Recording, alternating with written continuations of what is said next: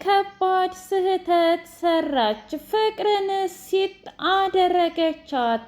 ዲቭ አደይ ላይ ቺት አደረገባት። ዲቭ ጋ እራት ግብዣ እንዲሁም ስለ ወደፊቱ እቅድና ፕላናቸው አወጡ። ቤሪ መስቀለኛ ጥያቄ ጠየቀችው። ትሰማኛለህ? እናትህ አንድ ነገር ትሆናለች ብለህ የምትፈራ ከሆነ ከኔ ጋር መጋባት አለብህ። አይ የምትል ከሆነ ደግሞ ማድረግ ያለብህ ነገር ምን መሰለህ? ምንድን ነው? ምክንያቱም እናትህ ትሞታለች። እያንዳንዱ ነገር አሁን ያልከኝን ይዤ ሂጄ ለእናትህ ብነግራት ምን የሚፈጠር ይመስልሃል? እኔ እስከ ዛሬ የወደድኩህና ያፈቀርኩህ እኮ ለሌላ ብዬ አይደለም። ትሰማኛለህ? ከዚህ በኋላ ማድረግ ያለብህን ነገር በሙሉ ታደርጋለህ። አይ የምትለኝ ከሆነ ለእናትህ ሂጄ ሁሉንም ነገር እነግራታለሁ ብላ አለችው። ቆይ አንቺ ግን የማይወድሽንና የማያፈቅርሽን ባል ለምንድን ነው የምትፈልጊው? እኔ እኮ ካደይ ውጭ ሌላ ሰው መውደድና ማፍቀር አልችልም ብሎ አላት። እሱን ተው። ወንድ ልጅ ደግሞ ጊዜ በሄደ ቁጥር እየረሳ ሌላ ሰው ያፈቅራል። ይህን ደግሞ ከጥንትም ከጧትም ያለ ነው። ይልቁንስ አሁን አንተና እኔ ትሰማኛለህ፣ ስለ ሰርጋችን እናወራለን ብላ አለችው። አንቺማ የእውነትም አብደሻል። አይ እኔ አላበርኩም፣ ያበርከውስ አንተ ነህ። አደይን እስኪ ምን አይተህባት ነው? የቤት ሰራተኛ፣ በዛ ላይ አነጋገሯ ራሱ በጣም ኃይለኛ፣ ልትመታኝ ሁላ ነበር እኮ። ምን ነው ቀጥቅጣሽ በነበር? ምን አልከኝ? አረ ምንም አላልኩም፣ ግን ደግሞ ምንም አታረግሽም። በጣም መልካም ሴት ናት፣ ስለማታውቂያት ነው ያልኩሽ። አረ እባክህ። አዎ የእውነት እሷን ስለማታውቂያት እንጂ በጣም የተረጋጋች ብልህና አስተዋይ ሴት ናት። እስኪ ንገሪ። ታዲያ የቤት ሰራተኛ የሆነችው ትሰምኛለሽ? የቤት ሰራተኛ ሆና እናቷንና እህቷን መንከባከቧ ምንም ስህተት የለውም። ደግሞም ይህ ጀግንነት እንጂ ሽንፈት አይደለም። አንቺ ግን እስካሁን ድረስ በእናትና በአባትሽ ሀብት አይደለም እንዴ? እስኪ ንገሪኝ። ትምህርትሽን እንኳ መጨረሽ ቤሪ?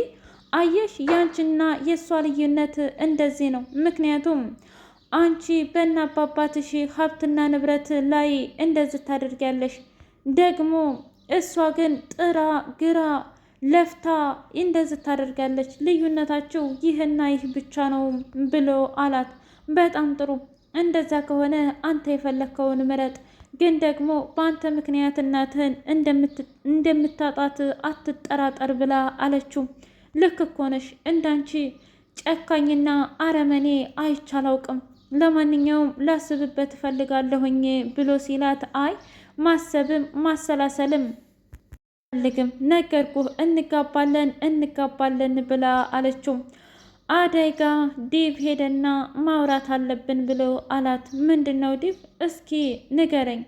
እናትህ እኔን አዋርዳ ክብሬን ዝቅ አድርጋ ፍቅር እንደዛ ከሆነ ቢቀር ይሻላል። ምክንያቱም አንተ ለፍቅሬ የማትከራከርልኝና ዋጋ የማትከፍልልኝ ከሆነ ታዲያ ይሄ ምን አይነት ትዳር ነው? ምን አይነት ፍቅር ነው ትለዋለህ ዲቭ። ሰላም ውድና የተከበራችሁ የትርሲቴ ስንዲቅ ሚዲያ ቤተሰቦች እንዴት ናችሁልኝ? ሁሉ ሰላም፣ ሁሉ መልካም። ምን እግዚአብሔር የተመሰገነ ይሁን። ሰላም ነኝ፣ ደህና ነኝ። ለዚህ ቻናል አዲስ የሆናችሁ ሰብስክራይብ እያደረጋችሁ ቤተሰብ የሆኑ ነባር ቤተሰቦቼ ስለምትከታተሉኝ እጅጉን አድርጌ አመሰግናለሁ። እጅግ አስተማሪውና አጓጊው ሰራተኛዋ አደይ እንደቀጠለ ይገኛል። እባክህ ዲቭ ከዚህ በኋላ እንደዚህ እንድትጎዳኝ አልፈልግም እና ሂድ ብላ አለችው። ቆይ ምን እያልሽ ነው? እንዴት በሁለት በምወዳቸው መካከል ሁኜ እኮ እዳ ገባሁኝ አደይ ብሎ ሲላትም፣ እናት እኮ እናት ናት ዲቭ። ያኔ እኔ እንደውም ስህተት ሰርቻለሁ ማለት ነው። ምክንያቱም ምናልባትም እናቴን ብመርጥ ኖሮ አንተም እዚህ ፈተና ውስጥ አትገባም ነበር። እናትህን የእውነት ካስከፋኋት እኔ ራሴ ይቅርታ እጠይቃታለሁ፣ ግን ደግሞ እኔ እስከማውቀው ድረስ ምንም ነገር አላስከፋኋትም ብላ አለችው። አንቺ እኮ ምንም ነገር አላደረግሽም። ልክ ነህ። እኔ የቤት ሰራተኛ ሁኜ ቤተሰቤን መርዳቴ ይህ ክብሬን ዝቅ የማያደርገው ከሆነ እመነኝ ቢቀርብን ይሻላል። እንደውም እዚህ ሁሉ ጣጣ ውስጥ ባልገባበት ይሻለኝ ነበር ሁሉ ሁሉ ጣጣ ውስጥ ባልገባበት ይሻለኝ ነበረ ብላ አለች። ቆይ ምን እያልሽ ነው አደይ? የነበረን የፍቅር ህይወት ደስተኛ አልነበርንም እንዴ? ጥሩ ነገር አልነበረንም እንዴ? ታዲያ ለምንድን ነው በዚህ ልክ ተስፋ የምትቆርጩ? እስኪ ንገሪ ብሎ ሲላት፣ እስኪ ንገሪ እኔና ያቺ ቤሪ የሚናገሩት ነገር እኮ በጣም አጸያፊ ነው።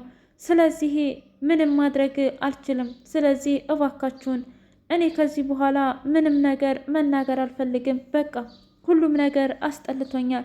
ስለዚህ እባካችሁን ብላ አለች። ኧረ ተው፣ ኧረ በጣም ነው የሚያስጠላው። ስለዚህ እባካችሁን ብላ ስትል፣ ወይ ጉድ! በቃ ለማንኛውም እኔ መሄድ አለብኝ አደይ። ስለዚህ በቃ ቆርጠሻል ማለት ነው ብሎ ሲላት፣ አው እኔ ከዚህ በኋላ አንተና እኔ አብሮ የመሆን እድል ምንም ነገር የለንም። በቃ ማድረግ ያለብንን ነገር በሙሉ አድርገናል። ስለዚህ እባክህን ብላ አለችው። በጣም ይገርማል ብሎ ሲላት፣ ምኑ? ምክንያቱም በዚህ ልክ እንደዚህ ትሆኛለሽ ብዬ አስቤም አልሜም አላውቅም ነበረ።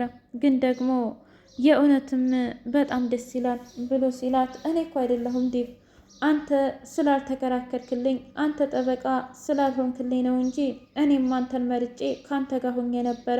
ግን ደግሞ ፍጹም ያ ነገር አያስፈልግም መሰለኝ ብላ አለችው። ምን? አዎ በጣም ይገርማል። እሺ ለማንኛውም እንደፈለጋችሁ ሆኑበት ብላ ስትል፣ እንዴ ምን ማለት ነው ይሄ ደግሞ? በቃ አለ አይደለም መሆን ያለበት ነገር በሙሉ ይሆናል። መናገር ያለብኝን ነገር በሙሉ ተናግሬያለሁኝ። ከዚህ በኋላ በቃ የሚሆነው ነገር ሁሉ ሆኗል። ስለዚህ እባካችሁን ብላ አለች። ወይ ጉድ! ለማንኛውም እናንተ እንደፈለጋችሁ ብሎ ሄደ። ዲቭ ቤሪ ጋር እራታቸውን እየተጋበዙ ባሉበት ሰዓት በጣም ብዙ ነገር አወሩ እና ቆይ ምንድን ነው የተፈጠረው ነገር ብሎ ሲላት፣ ምንም አልተፈጠረም። ስለዚህማ በቃ ከዚህ በኋላ አንተና እኔ አብረን መሆን እንደማንችል ልንገርህ ብዬ ነው። ምን? አዎ አብረን መሆን አንችልም። ፍጹም ምን ማለት ነው ደግሞ ይሄ? ምንም ይሁን ምን በቃ ይበቃናል ከዚህ በኋላ ብላለችው። ይህ እኮ አይገባሽም ነበር አደይዬ፣ ይህ ላንቺ ፍጹም አይገባሽም ነበር ብላ አለቻት። ምን ታደርጊዋለሽ? አንዳንድ ጊዜ መሆን ያለበት ነገር በሙሉ ይሆናል። በቃ ከዚህ በኋላ ሁሉም ነገር አስጠልቶኛል ብላ አለች። ምን ማለት ነው? ለምንድን ነው በዚህ ነገር ተስፋ የምትቆርጩ?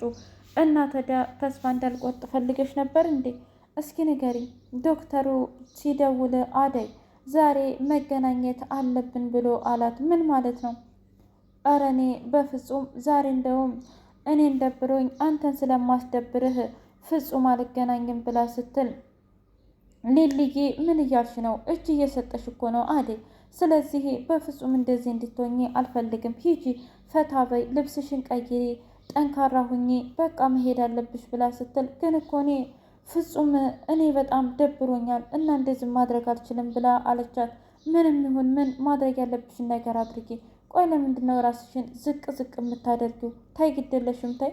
አዎ በቃ በቅቶኛል ሁሉም ነገር። ስለዚህ ጠንካራ ሆነሽ እንደውም ልታሳያቸው ይገባል። በተለይ የዛችን የዲቭን እናትና ሁሉንም ብላ ስትል፣ እሺ አንቺ ያልሽው ይሆን ብላ ፏ ብላ ስትመጣ፣ አይሊልዬ እስኪ ተመልከች፣ ቅድሜኝ አሁን ምን ያህል እንደማምርና ምን ያህል እንደተቀየርኩ ብላ ስትል፣ እኔ እኮ ነግሬሽ ነበረ። አየሽ ምንም ቢሆን ምንም እጅ አትስጪ እባክሽን ብላ አለች። ምን? አዎ የምሬ ነው። እጅ አለመስጠት በጣም ደስ የሚል ነገር ነው። ምን አሻይ ብለሽ ነው ታዲያ እጅ የምትሰጪው አደይ? ለማን ብለሽ? ማን ደስ ይበለው ብለሽ ብላ አለቻት። ኧረ እባክሽ አመሰግናለሁኝ። ውድ የትርሲት የስንዲቅ ሚዲያ ቤተሰቦቼ አደይ ምን ተማራችሁ? የእውነት አደይ በራሷ ስለምትኮራና በራሷ ስትተማመን ዲቭን መቼም አንድ ቀን የራሷ ማድረጓ አይቀርም። ዶክተሩ ለአደይ ስለሚጠነቀቅ ፍቅሩን እየገለጸላት አይደለም። እናንተ በሷ ቦታ ብትሆኑ ምን ትላላችሁ? ፍቅሩን ይግለጽላት ወይስ ደግሞ አርፎ ቢቀመጥ ይሻለዋል?